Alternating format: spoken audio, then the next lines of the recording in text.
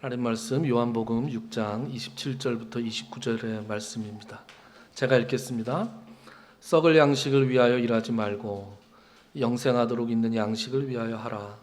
이 양식은 인자가 너희에게 주리니 인자는 아버지 하나님께서 인치신 자니라. 그들이 묻되 우리가 어떻게 하여야 하나님의 일을 하오리이까? 예수께서 대답하여 이르시되 하나님께서 보내신 이를 믿는 것이 하나님의 일이니라 하시니. 아멘. 지난 시간에 우리는 양식 이야기를 했습니다. 썩을 양식. 사실은 지금도 썩어가고 있는 양식 그랬죠? 그게 있고 영생하도록 있는 양식이 있다 그랬습니다. 예수님이 말씀하셨죠. 썩을 양식이 아니라 영생하도록 있는 양식을 위해서 일해라. 그런데 지난 시간에 드린 말씀을 혹시나 이분법적으로 이해할 수도 있지는 않을까 해서 높아심에 몇 말씀을 첨가하고자 합니다. 썩을 양식과 영생의 양식이 있다고 하니까 감사합니다. 그럼 썩을 양식이 뭐냐?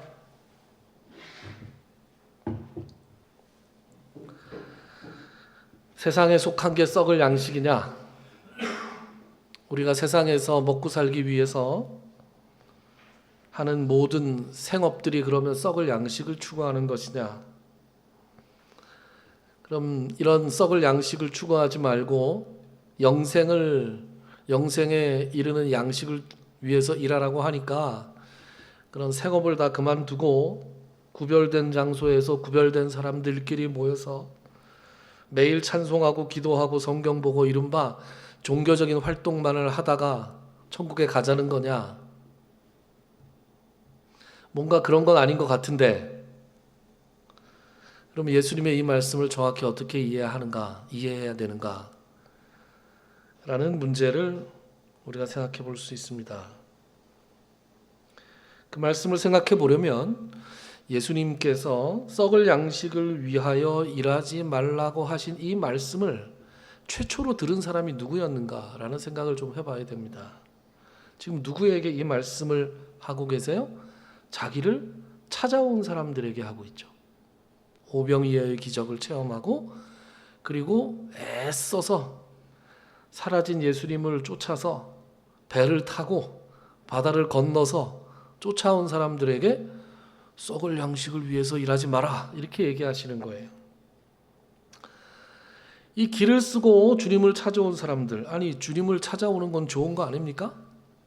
기본적으로 주님을 찾아오는 건 좋은 거죠. 그런데 왜 예수님에게 이렇게 따가운 말씀을 드렸는가?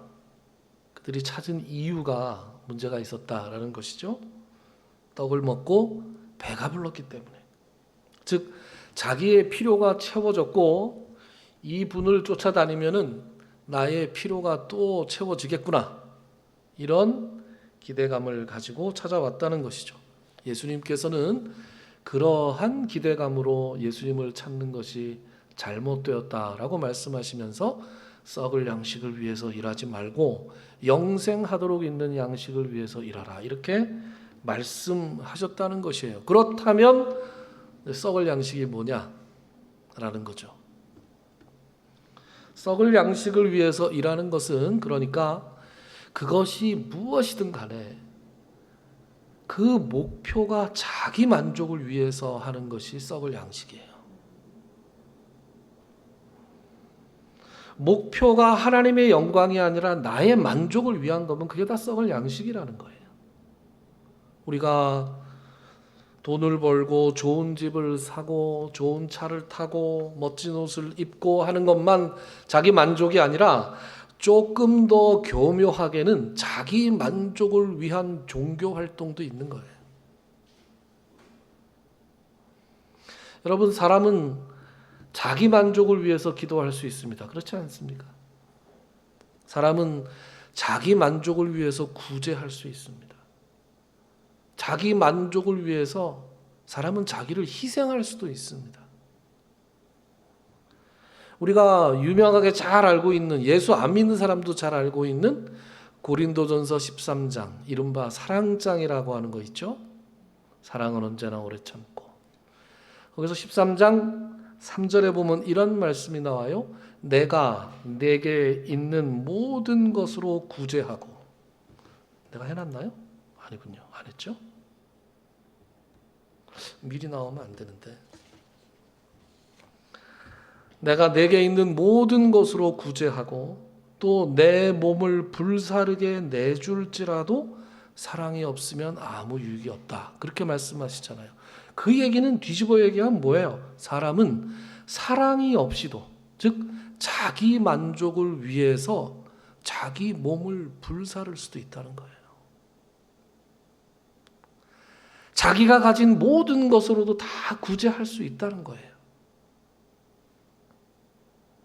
그래서 사람은 특별히 자기가 주님 안에서 올바르게 살아가고 있다고 은근히 자부하고 있는 사람일수록 항상 주님 앞에서 자기를 돌봐야 되는 겁니다. 말씀 앞에서 자기를 점검해야 될 필요가 있는 것입니다. 내가 하고 있는 이 모든 것들이 하나님의 영광을 위해서인지 아니면 나의 만족을 위해서인지 자꾸 거듭 점검해야 합니다.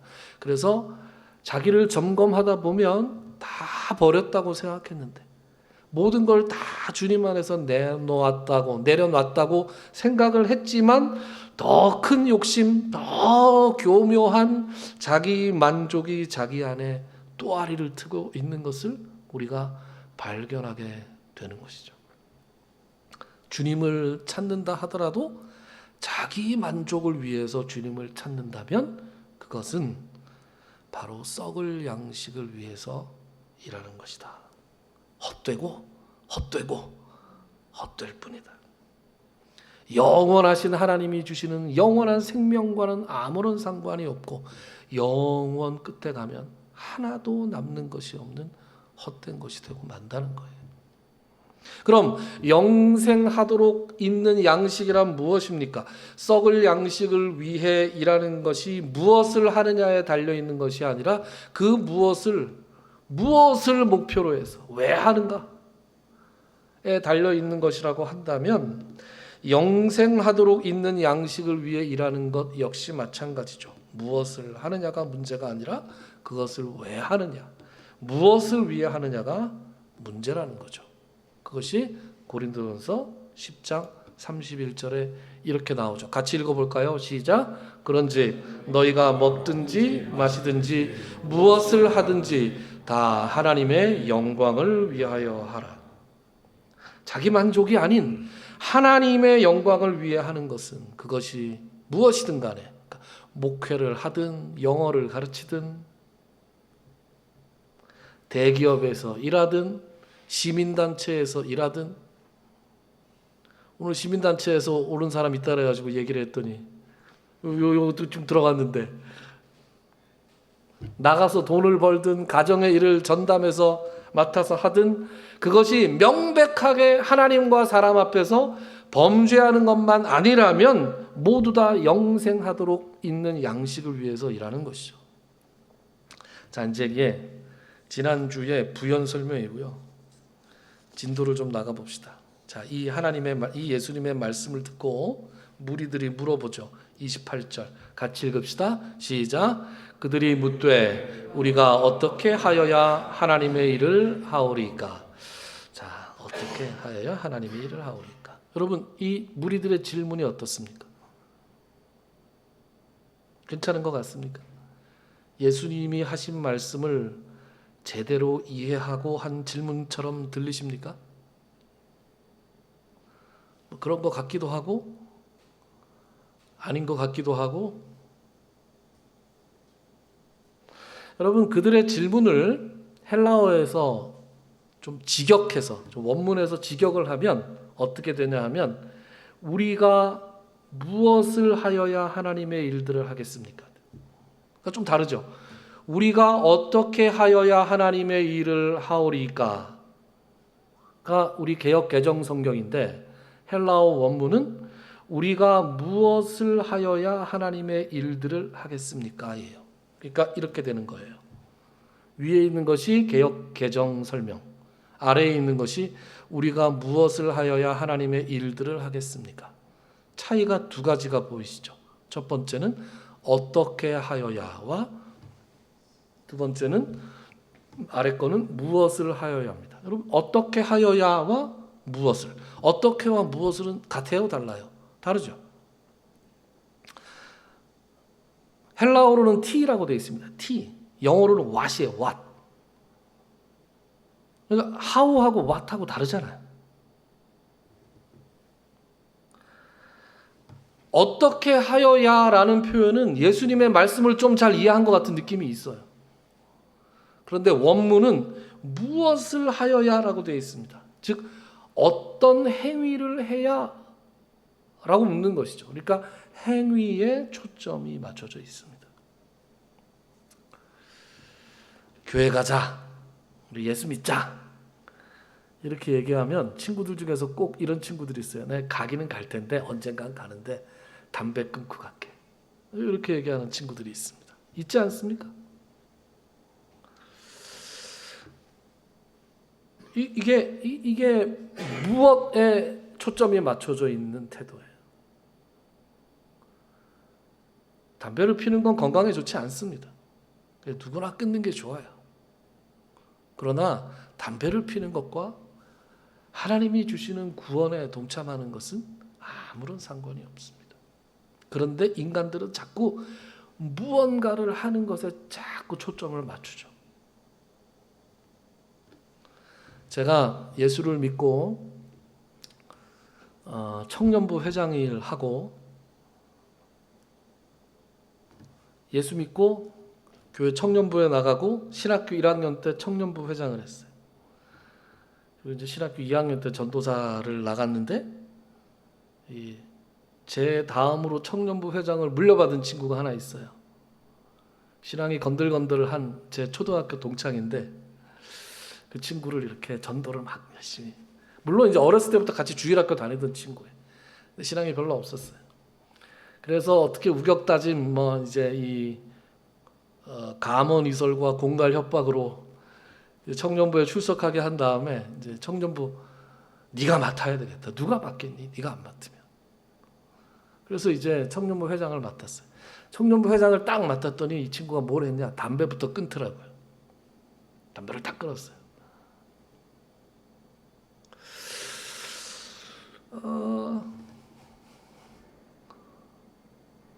그리고 이제 제가 전도사를 나가고 조금 있다가 얼마 있다가 이제 제가 그 친구를 다시 만났습니다. 어떻게 하다 보니 만나서 여기서 잘 지내냐?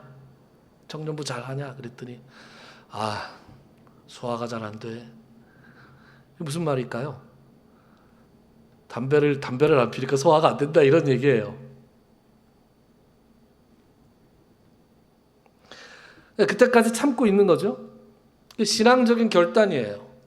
나름대로 신앙 안에서 아름답게 존중되어야 할 결단이긴 한데 이게 위험스러운 게 뭐냐 하면 담배를 피느냐 안 피느냐로 하나님 앞에서의 자기 신앙을 이렇게 걸잖아요. 그러면 이 결심이 무너지는 순간 신앙도 무너지는 수가 있어요. 아니 왜 그렇게 위험한 거에 그렇게 한낱 연약한 자기의 그 결심에 왜 신앙을 거냐고요. 그때는 아름답게 지키고 있길래 그냥 제가 그래 수고하는구나 라고 격려해주고 말았는데 지금 그 친구 어떻게 되는지를 모르겠어요. 그래서 교회 잘 안 나온다 그러던데.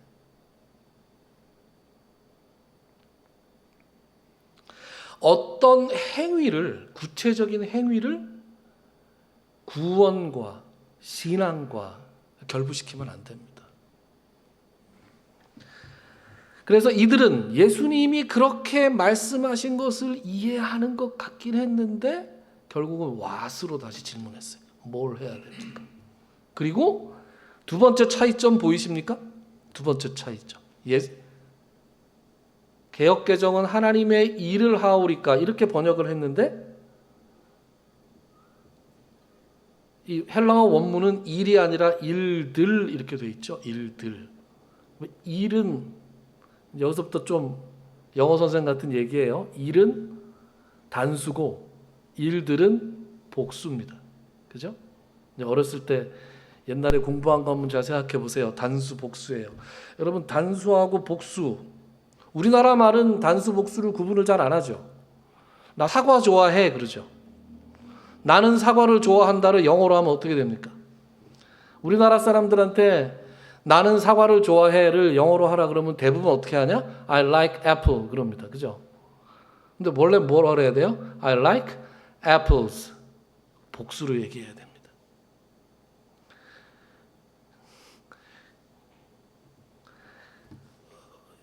이 외국 영미권의 아이들이 보는 그림책 있잖아요. 그림책. 아주 어린이들이 보는 그림책. 그림책을 보면 사과를 하나를 그려놓지 않았어요. 사과 여러 개 그린 다음에 밑에다가 apples 이렇게 배워요. 그리고 그게 하나 있으면 apple. 우리는 사과는 애플인데 여러 개 있으면 apples 이렇게 하죠. 그런데 그래서 우리는 애들 보고 제가 가르치는 애들한테 번역하라면 나는 사과들을 좋아해. 뭔가 이상한 한국말로 번역을 하죠. 그러니까 우리 개역개정에는 하나님의 일들 그러면 조금 어색하니까 하나님의 일 이렇게 번역을 해놓은 거예요. 그런데 원문 헬라어 원문에는 하나님의 일들 이렇게 나와 있습니다. 이들이 하나님의 일들이라고 물어본 건 왜 그런 거예요? 앞서서 얘기했던 행위에 초점이 맞춰져 있어서 그래요. 무엇에 초점이 맞춰져 있는 거예요? 어떤 일들을 열거하는 거예요. 이런 거 하면 하나님의 일입니까? 이런 거 하면 하나님의 일입니까? 이런 거 하면 되겠습니까? 11조 낼까요? 새벽 기도 할까요? 성경 하루에 몇 장 볼까요? 하루에 기도 몇 분 할까요? 큐티는 아침에 할까요? 저녁에 할까요? 뭐 이런 것들이 있잖아요. 그런 모든 종교적인 활동들을 해야 되는 건가요? 이 중에 뭘 해야 되는 건가요? 이렇게 예수님께 여쭤보는 것이죠. 그런데 예수님께서 뭐라고 대답하십니까? 29절 같이 한번 읽어볼까요? 시작. 예수께서 대답하여 이르시되 하나님께서 보내신 이를 믿는 것이 하나님의 일이니라. 네. 하나님께서 보내신 이를 믿는 거예요. 그러니까 이게 누구를 믿으라는 거예요? 예수 그리스도를 믿으라는 거예요. 예수님을 믿는 것이 하나님의 일입니다. 여러분 제가 여기서 찍기 문제 하나 낼게요. 찍어보세요. 예수님께서 여기서 29절에서 하나님의 일이니라 라고 하셨을 때 이 하나님의 일은 단수로 말씀하셨을까요? 복수로 말씀하셨을까요? 석 집사님 찍어보시죠. 역시 찍는 것 역시 일가견이 있으십니다. 네, 정답이죠. 예수님은 하나님의 일을 단수로 말씀하셨어요. 그러니까 하나님의 일들을 물어보니까 예수님은 야, 하나님의 일들이 아니야. 여러 가지가 아니야. 하나야. 하나님의 일은 하나야. 그게 뭐야? 예수님을 믿는 것. 하나님이 보내신 이, 즉 나 예수를 믿는 것이 하나님의 일이야.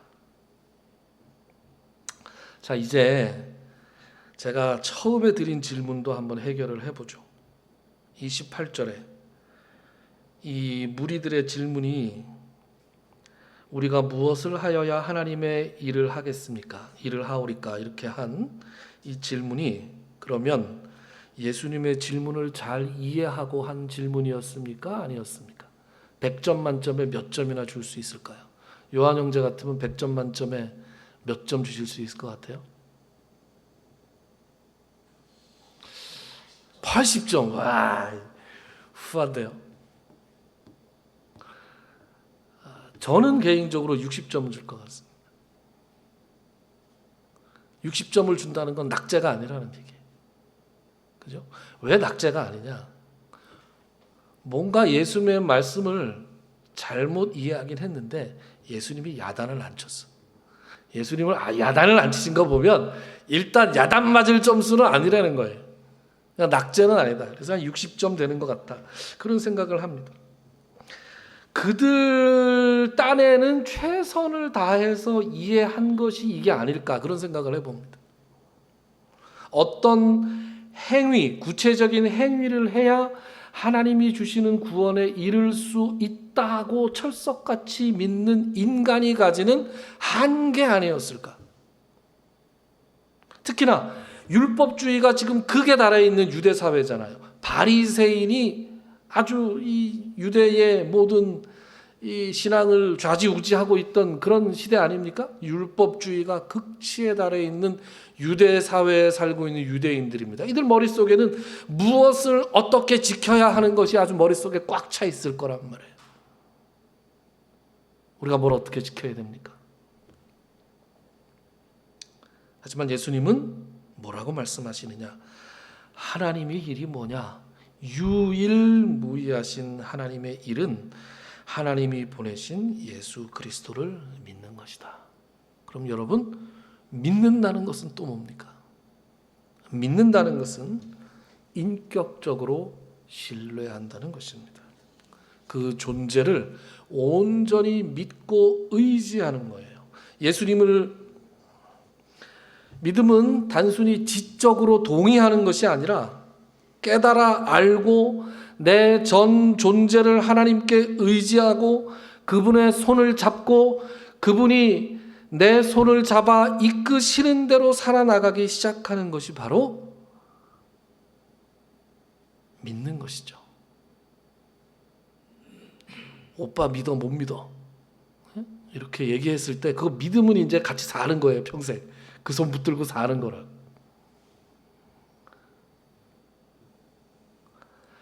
하나님의 손을 잡고 같이 나아갈 때, 함께 살아갈 때 사람들 사이에도 허니문 기간이 있는 것처럼 달콤한 기간이 있어요. 뭔가 척척 잘 풀리는 것 같고 아픈 사람이 막 나아서 건강해지는 것 같고, 그런데 허니문 기간만 있는 게 아니라 하나님이 기뻐하시는 모습으로 내가 변화되기 위해서 하나님이 우리의 삶에 허락하시는 고난과 역경도 있습니다. 그러나 어떤 상황에서도 하나님과 맞잡은 그 손을 결코 놓지 않고 가는 것이 믿음으로 사는 것이다 라는 것이죠. 여러 가지 규칙들을 정해놓고 그것들을 지키는 것, 그것이 믿음이 아니라, 그것도 필요하지만 그 이전에 한 가지 일, 주님을 굳건하게 믿는 믿음이 바로 하나님의 일인 것입니다. 여러분, 이러한 믿음을 가지고 싶지 않으십니까? 그런데 이 믿음은 내가 노력한다고 해서 가지게 되는 것이 아니다 라는 것이 성경의 일관된 가르침입니다. 그러고 보니 우리가 아까 처음에 살펴보았던 27절에 그런 말씀이 있었네요. 다시 제가 읽을 테니까 한번 잘 들어보세요. 썩을 양식을 위하여 일하지 말고 영생하도록 있는 양식을 위하여 하라. 이 양식은 인자가 너희에게 주리니 인자는 아버지 하나님께서 인치신 자니라.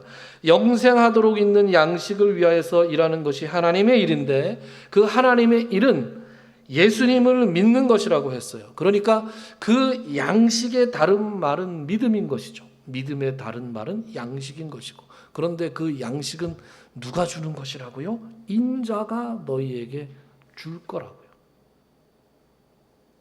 니네가 무슨 일을 하고 대가로 받아가는 것이 아니라 인자가 줄 거라고요. 하나님께서 그 믿음을 우리에게 선물로, 은혜로 주실 것이라고요. 에베소서 2장은 이렇게 말하죠. 뭐라고 말합니까? 에베소서 2장 8절부터 9절, 너희는 그 은혜에 의하여 믿음으로 말미암아 구원을 받았으니 이것은 너희에게서 난 것이 아니요 하나님의 선물이라. 행위에서 난 것이 아니니 이는 누구든지 자랑하지 못하게 함이라. 무슨 말이 나옵니까? 은혜에 의하여 하나님의 선물을 받은 것이다.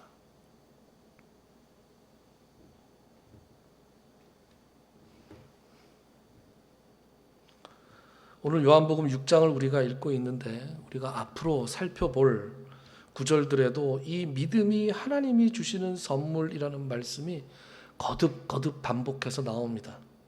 제가 몇 구절만 찾아볼게요. 37절. 6장이에요. 요한복음 6장 37절. 아버지께서 내게 주시는 자는 다 내게로 올 것이요 내게 오는 자는 내가 결코 내쫓지 아니하리라. 44절. 나를 보내신 아버지께서 이끌지 아니하시면 아무도 내게 올 수 없으니 오는 그를 내가 마지막 날에 다시 살리리라. 65절. 또 이르시되 그러므로 전에 너희에게 말하기를 내 아버지께서 오게 하여 주지 아니하시면 누구든지 내게 올 수 없다 하였노라 하시니라. 하나님께서 나에게 믿음을 주지 아니하시면, 하나님께서 나에게 은혜를 베풀어 주지 아니하시면 애초에 하나님의 말씀을 듣고 깨닫지도 못하고 하나님 앞에 나올 수 없다는 거예요. 그러므로 여러분, 믿음이 여러분들 가운데 있습니까? 하나님, 아무것도 아닌 저에게 이러한 믿음을 주시니 정말 감사합니다 라고 감사의 기도를 드리셔야 합니다. 나에게 믿음이 없는 것 같습니까? 그러면 하나님, 이 믿음을 저에게도 선물로 주십시오 라고 기도하시기 바랍니다. 여러분, 하나님이 나를 부르셨어요. 하나님이 나를 부르셨는데 언제 부르셨을까요? 하나님이 언제 나를 부르셨는가? 내가 그 음성을 들었을 때 하나님이 나를 부르신 것이 아니라 하나님이 나를 계속 부르셨는데 내가 그때서야 들은 거예요.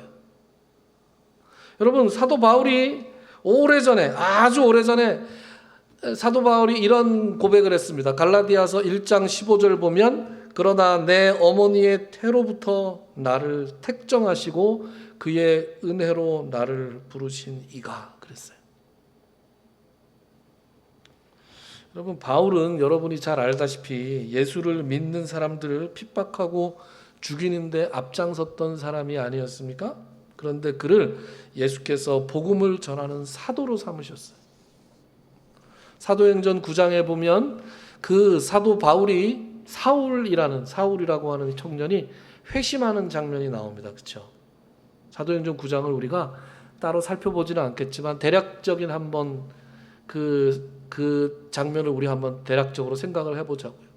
스데반이 순교를 했습니다. 그렇죠? 스데반이 순교를 하고 그 자리에 스데반의 순교의 가장 주동적인 사람이 누구였어요? 사울이었습니다.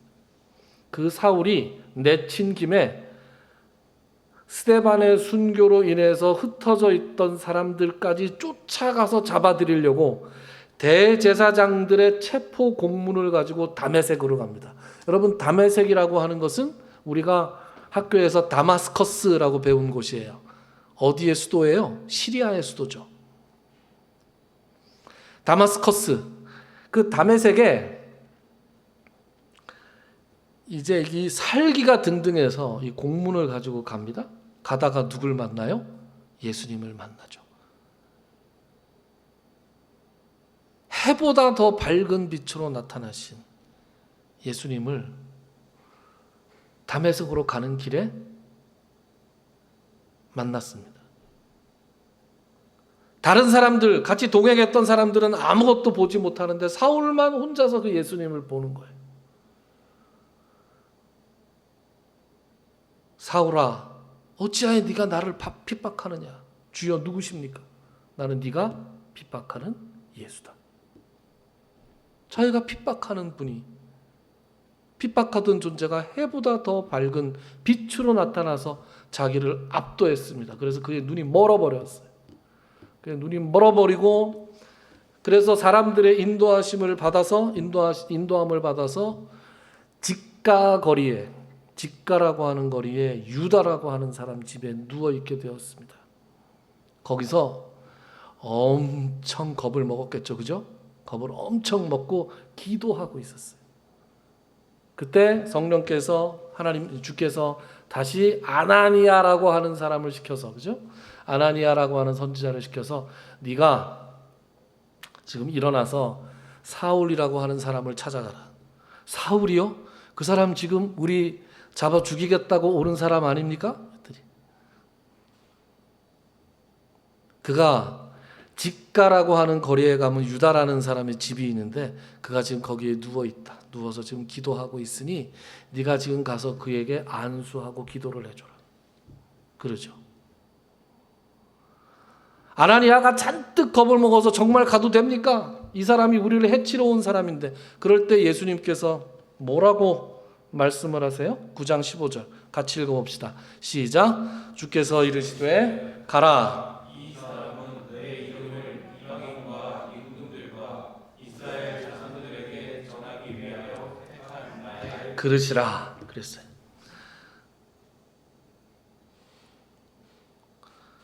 그래서 아나니아가 이 말씀을 듣고 사울에게 갑니다. 그래서 그에게 안수하고 기도하니까 그제서야 사울의 눈에서 비늘 같은 것이 벗겨져 나왔어요. 그리고 보게 됐습니다. 그리고 먹고 마시고 형제들과 함께 교제했습니다.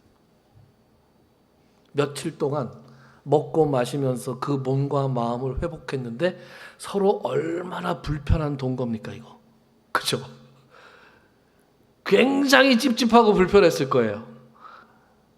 서로 칼을 뿜고 여차하면 찔러야 되겠다. 그죠?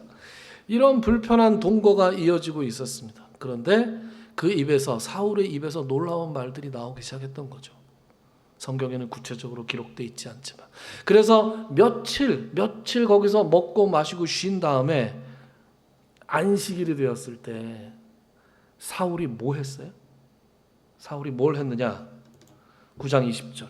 즉시로 각 회당에서 예수가 하나님의 아들이심을 전파했다 그랬어요. 회당에 사울이라고 하는 아주 명성이 있는 율법학자가 있다 그래서 회당에 초대를 해서 한 말씀 들려주시오. 유대인들이 얘기를 그렇게 초빙을 했는데 기호 3번 지지하라고 불렀더니 기호 4번 지지한 거예요. 예수라는 이단을 처단할 말씀을 우리에게 들려주셔야 했는데 예수가 하나님의 아들이라고 전파를 하는 놀라운 역사가 일어난 거예요. 그래서 어떻게 했어요? 유대인들이 바울을 돌로 쳐서 죽였습니다. 죽었다고요? 죽었어요. 그래서 죽은 줄 알고 그 시신을 수습해서 제자들이 데리고 나왔는데 바울이 다시 살아났어요. 사도행전을 잘 읽어보면 거의 다 죽게 된 사람을 끌어낸 게 아니라 죽었어요. 죽었는데 거기서 다시 살아납니다. 무슨 김홍규 목사 이상한 소리를 하냐. 성경을 잘 읽어보시라고요. 사도행전을. 재밌는 얘기가 많습니다. 나중에 사도행전 강해를 하게 될지 모르겠는데 사도행전에 아주 드라마틱한 일들이 많이 있습니다.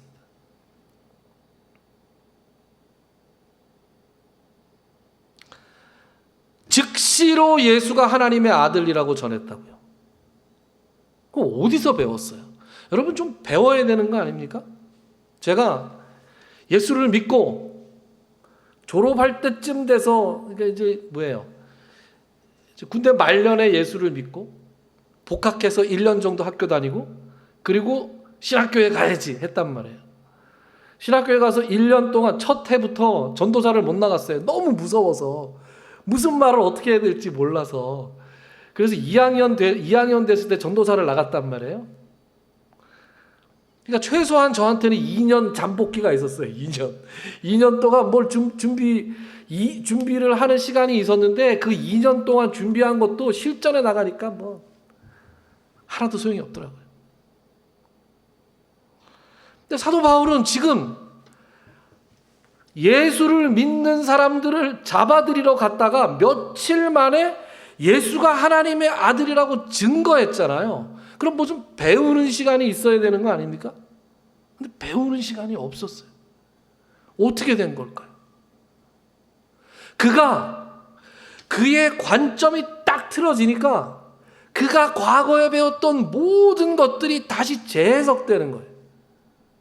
하나님은 이방과 예수를 믿지 않는 사람들에게 예수 그리스도를 증거하기 위해서 사도 바울을 준비시켜 오셨어요. 언제부터? 언제부터 준비시키셨어요? 사도 바울이 예수님을 만나서 거꾸로 지기 전부터, 한참 전부터, 아주 어렸을 때부터 하나님은 사도 바울을 훈련시키시고 준비시키셨다고요. 그리고 딱 기회를 주니까 그 모든 것들이 예수 그리스도 안에서 재해석되면서 그 해박한 구약의 지식들이 전부 다 하나로 쫙 꿰어지는 거예요. 그래서 그 입에서 왜 예수가 하나님의 아들인지 그냥 줄줄줄줄줄 나오기 시작한 거죠. 사도 바울이 그 이후로 꾸준하게 예수 그리스도의 복음을 전하면서 아마 그런 생각을 하지 않았겠습니까? 하나님이 나를 분명히 불러주셨어.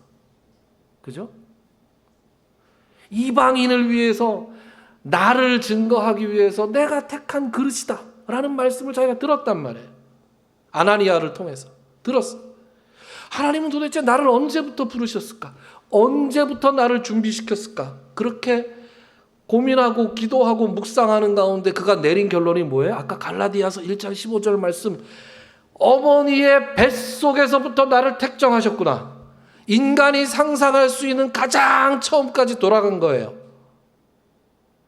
내가 어렸을 때부터 이런 일이 있었고 이런 일이 있었고 이런 일이 있었는데 그게 다 지금 나보고 하나님의 말씀을 능력 있게 증거하기 위한 하나님의 준비였고 훈련이었구나 라는 것을 깨달은 거예요. 그래서 갈라디아서 1장 15절에 모태로부터 나를 택정하시니가 이렇게 고백을 한 겁니다. 그런데 그 사역이 거듭되면서 갈라디아서에는 그렇게 썼었는데 생각해보니까 그거보다도 더 전인 것 같아. 자기의 존재가, 자기의 육체적인 존재가 어머니의 뱃속에서 꿈틀대기 시작한 것보다 더 전인 것 같더라 이거예요. 그래서 에베소서 1장에는 뭐라고 나오느냐? 에베소서 1장 4절부터 5절 우리 같이 한번 읽어봅시다. 시작. 곧 창세전에 그리스도 안에서 우리를 택하사 사랑 안에서 그 앞에 거룩하고 흠이 없게 하시려고 그 기쁘신 뜻대로 우리를 예정하사 예수 그리스도로 말미암아 자기의 아들들이 되게 하셨으니, 우리를 택하시고 기쁘신 뜻대로 우리를 예정하신 것이 언제라고 지금 나옵니까? 창세전에. 창세전이 뭐예요? 하나님이 천지 만물을 창조하시기 전에 하나님이 사도 바울뿐만 아니라 우리 한 사람 한 사람을 계획을 가지고 부르셨다는 거예요. 여러분 신비롭지 않습니까?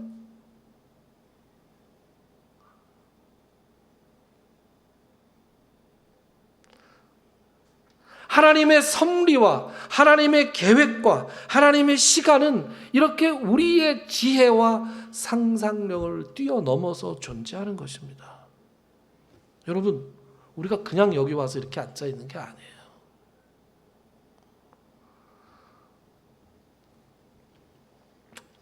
여러분, 저는 대학 다닐 때 하나님을 몰랐습니다. 그래서 하나님이 하지 말라는 일만 골라서 하고 다녔어요. 구체적으로 얘기하면 은혜가 안 되니까 안 할게요. 졸업 1년을 앞두고 하나님을 만났습니다. 아까 얘기했죠? 그리고 전도사 신학교를 갔고 1학년 때는 무서워서 전도사 못 나갔고 2학년 때 저희 때는 신대원 1학년 때부터 전도사 나가는 건데 2학년 때 돼서도 전도사를 안 나가면 안 되는 거였어요. 그냥 그 분위기가 아주 이상한 사람 되는 거예요. 그래서 이제 전도사를 나갔어요. 나중에 전도사 하다가 실수한 얘기 막 많이 할 거예요, 제가. 근데 2학년 때 이제 죽지 못해서 몰려서 이제 전도사를 시작했습니다. 근데 그때 한국 교회에서, 우리나라 교회에서 한참 유행하던 게 뭐였냐면 오카른 목사님이 하시던 제자 훈련, 그리고 온누리교회 하용조 목사님이 하시던 경배와 찬양, 이런 것이 그때란 말이에요. 제가 신학교를 93년도에 갔으니까.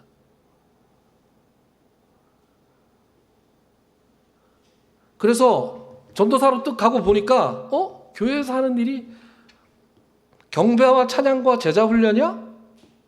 경배와 찬양과 제자 훈련 이렇게 들여다 보니까 제 대학교 때 맨날 하던 거예요. 친구들하고 후배들하고 선배들하고 모여서 독서 토론하던 거, 그거 제자 훈련이더라고. 텍스트만 바뀐 거예요. 그 형식에 대해서 너무나 잘 알아. 그 소그룹의 역동에 대해서 너무 잘 알고 있었어요, 저는.